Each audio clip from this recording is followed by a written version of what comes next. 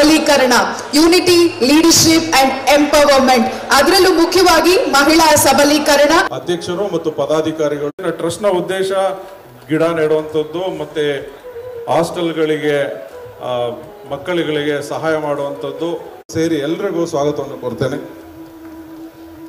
ಹಾಗೆ